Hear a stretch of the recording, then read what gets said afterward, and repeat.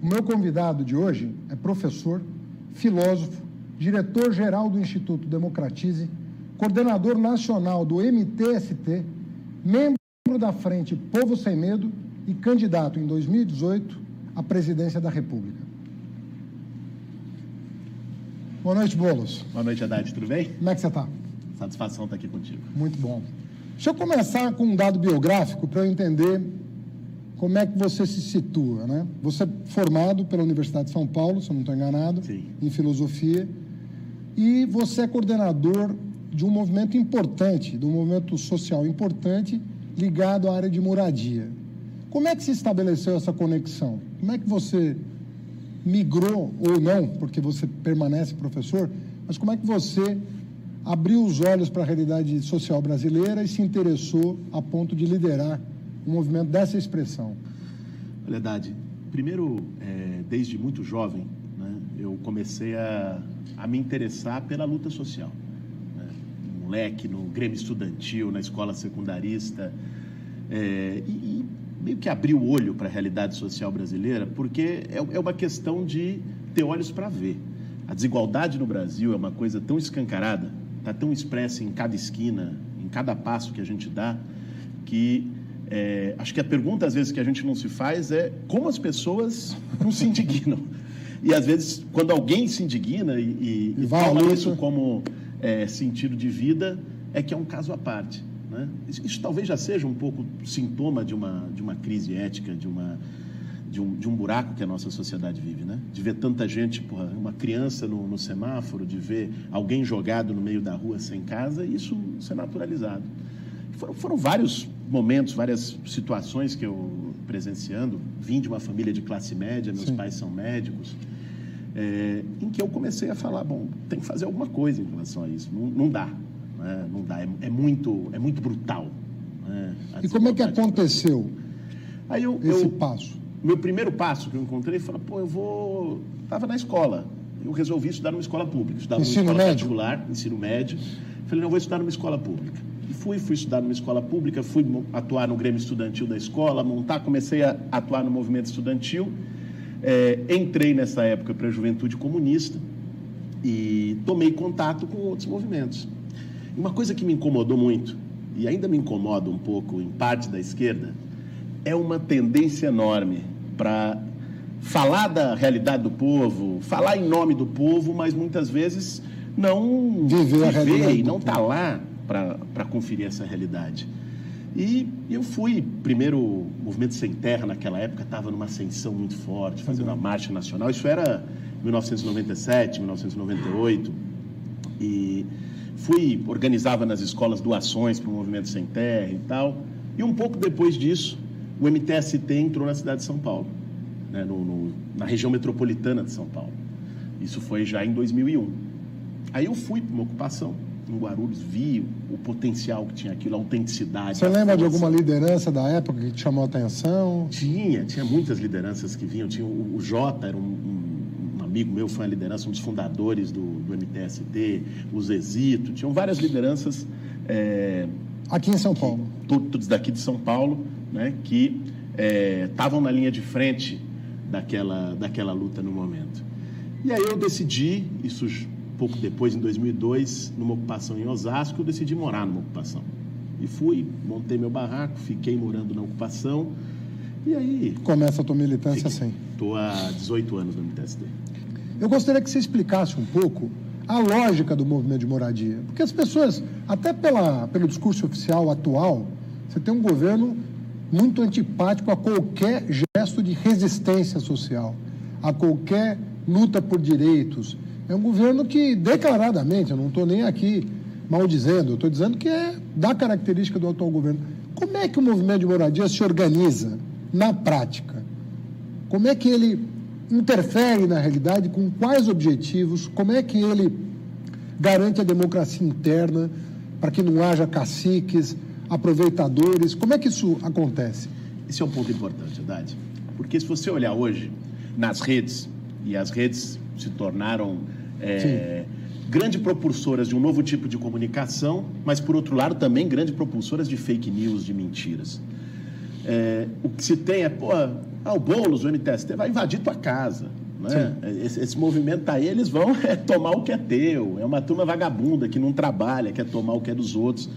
Se inflou um preconceito que sempre existiu contra o movimento social e que foi ganhando proporções muito grandes no último período. Por isso é sempre bom a gente ter a oportunidade de explicar quem são aquelas pessoas e o que o movimento social faz. Alguém que vai para uma ocupação não vai porque gosta, porque não trabalha, porque quer tomar o que é dos outros. Quem vai para uma ocupação vai principalmente por falta de alternativa e muitas vezes por desespero. Eu, em 18 anos, convivendo no MTST, conhecendo as pessoas nas ocupações, pisando no barro junto com elas, eu pude conhecer muita história de vida, de gente que trabalhou a vida inteira, gente que começou a trabalhar com 14 anos de idade e que chega aos 70 numa ocupação, você nunca tem tido oportunidade de uma casa própria. Porque trabalho no nosso país não quer dizer que a pessoa possa viver dignamente. Muitas vezes é um trabalho precário, é um trabalho mal remunerado, é um trabalho que, se o cara for tentar entrar no banco para financiar uma casa, não passa da porta giratória. É isso que acontece com milhões de pessoas no Brasil, que pagam aluguel sem poder, que todo fim do mês tem que fazer a dura escolha entre pagar o aluguel ou comprar o leite da criança, que moram de favor na casa de alguém e sofrem humilhação. E na prática, como é que a coisa acontece? O movimento organiza essas famílias que estão numa situação de falta de moradia, que estão numa situação de sem-teto, e a escolha do terreno ou do edifício a ser ocupado é uma escolha que segue vários critérios. O movimento não vai ocupar a casa de ninguém, isso é um absurdo, isso é uma mentira. O movimento ocupa grandes terrenos abandonados, em situação ilegal, porque não cumprem a função social estabelecida pela Constituição e pelo Estatuto da Cidade, né?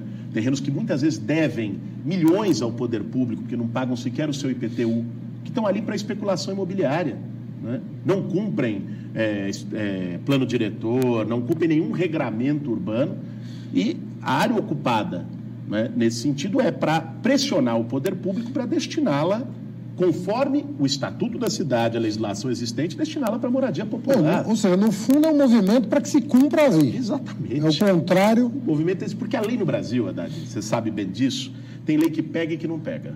É verdade. Lei que enfrenta grande interesse econômico costuma não pegar. Pega o Estatuto da Cidade. Eu me lembro que a gente fez essa discussão na sua gestão, na aprovação do plano diretor. O Estatuto da Cidade está lá muito claro. Uma terra tem que cumprir a função social. Não cumpre, prefeitura notifica. Depois que notifica, passa a incorrer IPTU progressivo, né, por até 5 anos. Depois de 5 anos, o imposto progressivo o cara não fez nada, desapropriação, sanção com título da dívida pública. O poder público pode tomar aquela terra e destinar para a moradia popular. Sim. Isso está na lei. A maior parte dos municípios não fazem isso, porque tem relação, inclusive, com esses caras. Né? Por financiamento de campanha com os especuladores imobiliários, com grandes construtoras.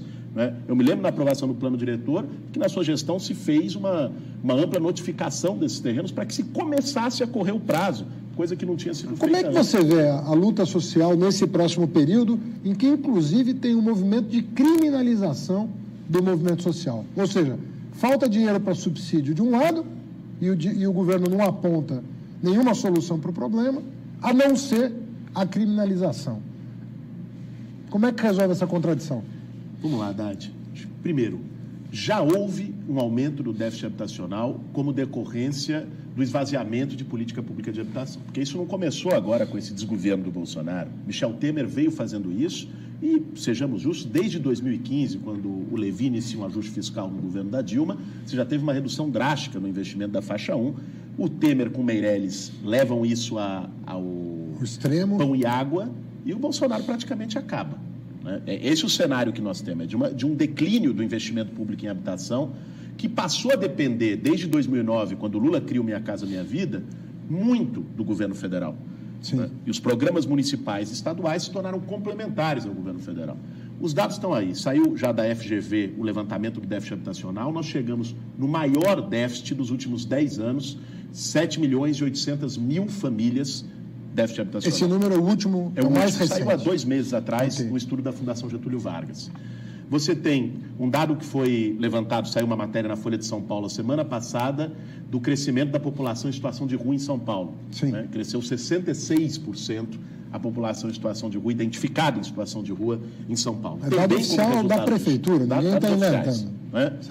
Então já está se fazendo sentir, porque é uma combinação explosiva. Cresce desemprego. O cara que fica desempregado, ele não vai conseguir pagar o aluguel. Ele se torna um sem-teto. Ou a renda cai, precariza o trabalho dele. Então, pressiona por um lado. Do outro lado, o que poderia atender isso, que é a política pública, esvaziada. Isso é uma combinação explosiva. E aí? Que deve gerar, inevitavelmente, né, processos de reação, de mobilização e de ocupações. As ocupações não acontecem porque os movimentos querem. As ocupações acontecem porque as pessoas não têm outra alternativa. O que cabe ao movimento social? Organizar essas pessoas que estão agora, né, sem eira nem beira, por um desgoverno que não tem preocupação com política pública e, ao mesmo tempo, buscar cavar canais de transformar isso em novas formas de política pública. Por exemplo, nós estamos propondo um projeto de lote urbanizado, né, que volte ao mutirão, né, que tenha a participação das famílias. Né? Estamos propondo outras formas e outras alternativas para lidar com essa seca de política habitacional. Agora, você mencionou, e com muita razão, que isso vem junto, pela índole desse governo, do Bolsonaro, com um processo de criminalização das lutas sociais. Nós estamos vivendo agora um episódio na cidade de São Paulo, né, da prisão de militantes do movimento de moradia, né, a Preta Ferreira, mais conhecida das militantes que foram presas, a própria Carmen, as duas do Movimento Sem Teto do Centro, da Ocupação 9 de Julho, né, pessoas sérias, lutadoras, e que foram acusadas, né, de extorsão dentro de um inquérito aberto pela Polícia Civil de São Paulo.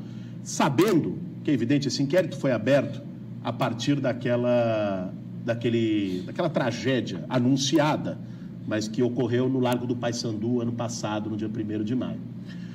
Houve denúncias, depois do desabamento do prédio, que havia um processo de extorsão nas famílias. Sim.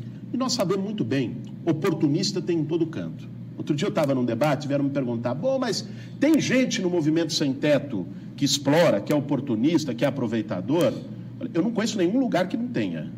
Mas, aliás... Isso é importante você dizer, Boulos, porque as pessoas precisam compreender, né, que o próprio movimento quer se depurar quando identifica um elemento estranho aos seus princípios, aos seus valores.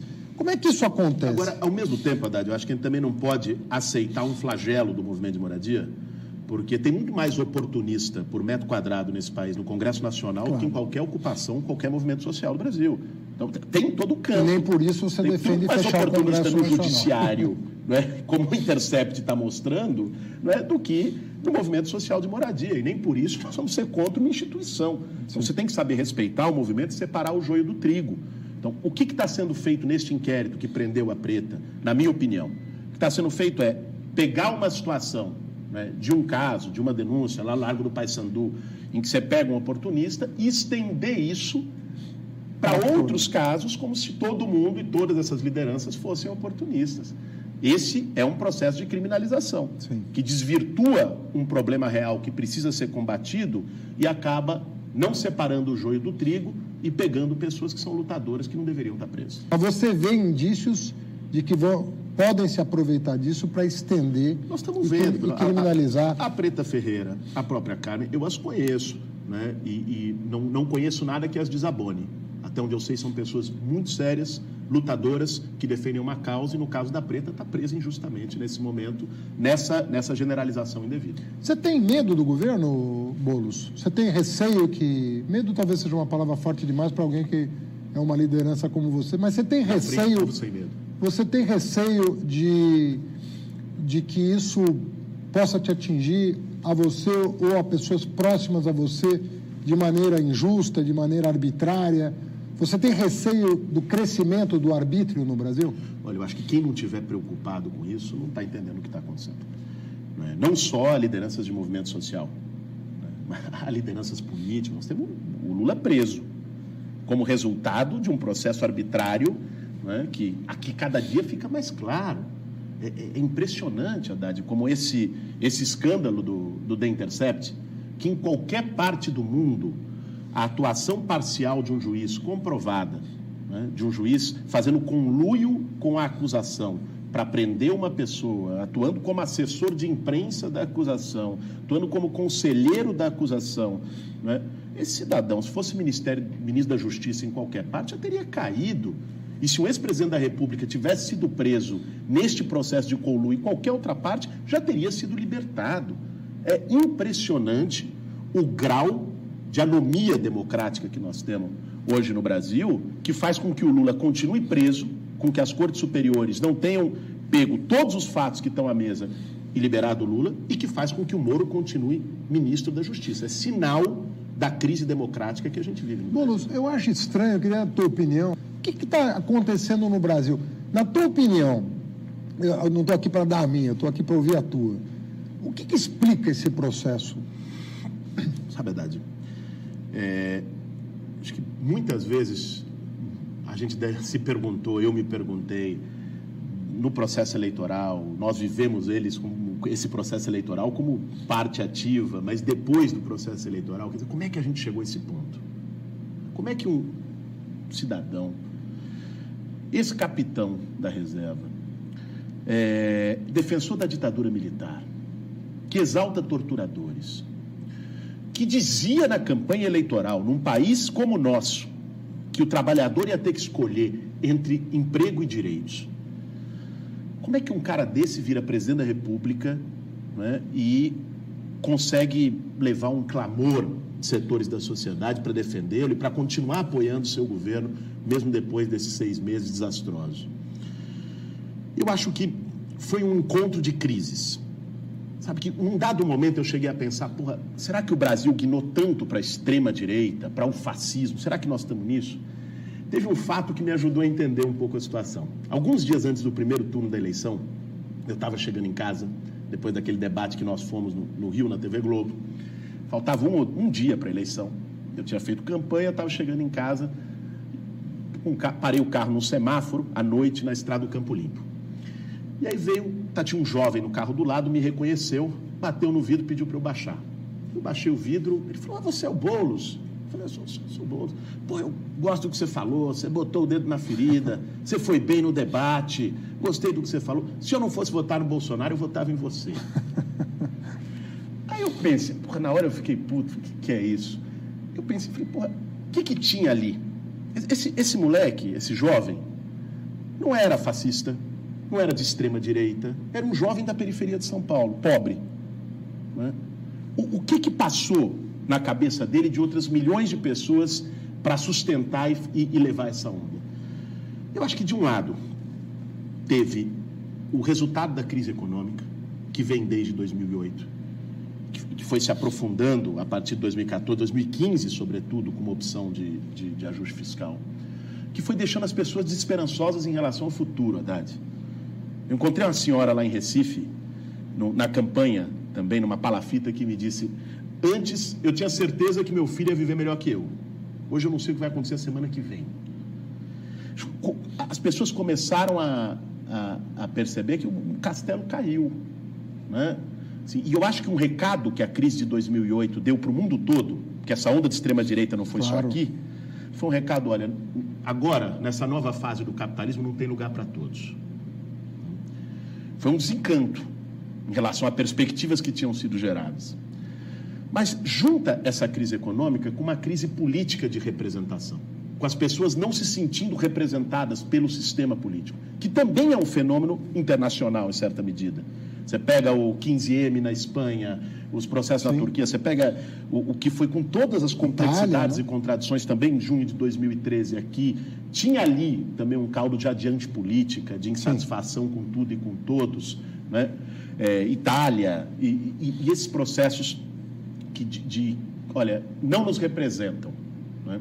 Que tem um fundo de verdade, que tem uma crise real nas democracias liberais de representação, de apropriação das corporações, do Estado pelas grandes corporações. Evidentemente, tem uma crise. Nós vivemos hoje no Brasil, e o Bolsonaro é subproduto disso, uma crise do presidencialismo de coalizão, do sistema da nova república. Isso é visível. A Lava Jato potencializou isso aqui ao extremo.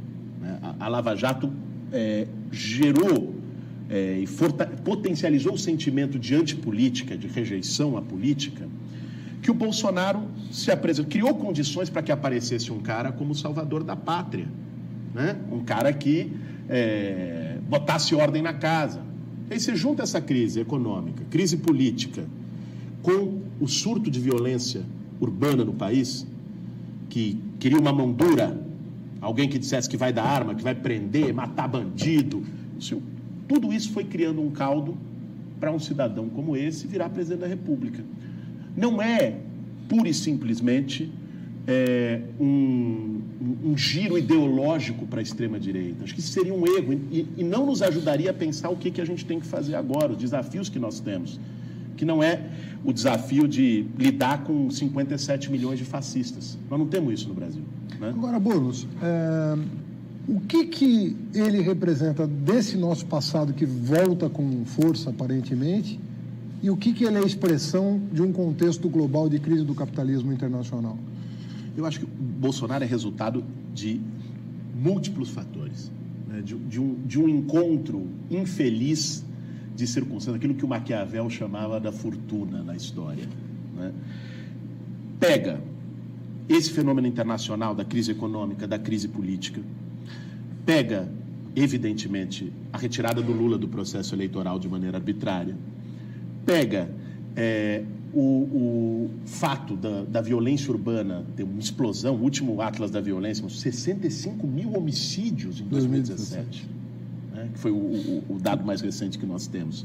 E isso com programas de fim de tarde a todo dia, né, exalando sangue, dizendo que precisamos de algo duro, precisamos de mais polícia, mais porrada, mais prisão, né? E pega, eu não tenho a menor dúvida, esse vetor de um passado, de um passado nunca superado. O quanto a esquerda está ou não preparada para reassumir um protagonismo político? Eu acho que tem dois aspectos desse debate que eu queria tocar. Um deles é que eu acho que a esquerda latino-americana, sobretudo, teve uma oportunidade no pré-crise, na primeira década do século XXI, de fazer transformações mais estruturais, né, no sistema, que talvez, vindo a crise, né, essa esquerda poderia reagir, né, com mais condições, com mais respaldo do que ficou. Pelo seguinte, você pega, e aqui vamos naturalmente usar o exemplo da experiência de governo do Lula, da Dilma, dos 13 anos de governo do PT no Brasil. Foi um período de redução da pobreza, foi um período de políticas sociais extremamente importantes, você participou disso como parte do governo, nas políticas de educação, mas no conjunto das áreas, você teve avanços importantes para o nosso povo, sobretudo para o povo mais pobre, e isso está na memória popular. Agora, isso foi feito sem enfrentar, numa opção política, ou numa avaliação política de que não dava, né, mas sem enfrentar determinadas estruturas arcaicas que permaneceram no nosso país. Por exemplo, a do sistema político, né, não se pautou uma reforma política. Por exemplo, do sistema da mídia, né, que permanece profundamente oligopolizada, concentrada, a grande mídia no Brasil. Uma cena do Democracia em Vertigem que me ficou na memória, assim, você deve ter assistido o filme já, que a Petra Costa, ela lembra que pouco antes das manifestações de junho de 2013, a Dilma vai à TV e faz um discurso duro contra os bancos. Você acha que ali era tarde? O que a Dilma fez a partir de 2012, que mostra no documentário, eu acho que o enfrentamento ao interesse dos bancos, que é reduzir o spread bancário, foi o que ela fez, e usar os bancos públicos para reduzir as taxas de juros, é algo extremamente acertado, é algo necessário. Qual é a parte ali que eu acho que foi um erro e ajudou a criar um problema fiscal? As desonerações. Né? Aqueles bilhões de reais em desonerações para as grandes empresas, sem nenhuma contrapartida de emprego, que muitas delas mandaram para sua matriz lá nos Estados Unidos, né, para fazer caixa no período de crise. Né? Eu acho que isso foi um problema. Né? Agora, a política de fazer aquele enfrentamento, eu acho que ela era necessária e deveria ter sido levada mais fortemente até as últimas consequências. Agora, a burguesia brasileira, ela é de algum modo, e aí retoma um ponto que você tocou quando a gente falava da eleição do Bolsonaro, ela carrega tanto um viés ainda da Casa Grande. É a turma do quarto de empregada, é a turma do elevador de serviço. Gessé Souza tem feito uma leitura muito precisa sobre isso. É uma turma que pensa e carrega um ranço histórico em relação à mínima ascensão dos mais pobres, né, que mesmo um processo em que ela ganhou, e o Lula fazia questão de dizer, no meu governo, os bancos ganharam, os empresários ganharam, os mineiros ganharam. Né? Mesmo num processo em que ela ganhou, ela trabalhou, no momento em que esse processo, no segundo mandato da Dilma, teve uma fragilidade com a perda da popularidade, né, ela trabalhou para destroçá-lo. Como é que você está vendo o acordo Mercosul-União Europeia nesse sentido? Eu acho que é muito preocupante para a soberania nacional. Esse acordo, na prática, troca cotas agrícolas para o Brasil na Europa, né, por abertura total em indústria, em setor de tecnologia de ponta. Como é que a nossa indústria vai competir? Serviços. Como é que nós vamos competir com a indústria alemã em tecnologia de ponta, em nível de investimento? Isso vai matar a indústria automobilística no Brasil. Hoje saiu uma matéria da indústria automobilística europeia soltando rojões. Se alguém ganha, outro perde. Né? Isso vai pegar setores de maior tecnologia, de maior valor agregado no Brasil, né? E como era o projeto da ALCA em relação aos Estados Unidos, jogar para o vinagre, fortalecer o agronegócio, a mineração e o setor primário, e com isso ir para uma tendência que é a tendência de continuidade da reprimarização da economia brasileira. É transformar o Brasil na fazenda da Europa. Né? Isso é... Olha, esses termos estavam sendo negociados há 20 anos. Por que agora destravou? Logo no momento em que o Brasil está com a pior imagem internacional na Europa por causa dos absurdos do Bolsonaro. Travou porque o Bolsonaro e o Macri, que são fiéis, o Brasil e a Argentina são fiéis da balança no Mercosul, aceitaram todas as condições europeias, né? Com muito menos contrapartida do que se poderia ter. Como é que você vê o que está acontecendo na educação? Você que é professor e acompanhou, inclusive comigo, nós andamos circulando pelo país, nas universidades, escolas de ensino médio, existe uma efervescência no setor educacional. No caso da educação, eu acredito que tem duas dimensões para a gente tratar. Uma é a questão dos cortes, que é séria, né? É claro. Séria. Você tem universidade que, se os cortes não forem revertidos totalmente, em setembro não vai ter dinheiro para conta de luz, para papel higiênico, né? Para funcionar minimamente. Não só as universidades, que eles construíram uma versão mentirosa de que eles estavam tirando do ensino superior para dar para o ensino básico. Mentira. Estão cortando de tudo. Os cortes foram ensino básico, foram Instituto Federal. Aliás, se tivessem alguma preocupação com o ensino básico, estariam debatendo a renovação do Fundeb com maior participação da União, que é a proposta de consenso feita pelo Parlamento, por movimentos, pela sociedade civil. Governadores, prefeitos. Governadores e tudo mais. Uma proposta, inclusive, assinada pela Fátima Bezerra, que é de dobrar de 10% para 20% agora e com aumento gradual até chegar a 40% da participação da União no Fundeb, que é o principal fundo de financiamento do ensino básico.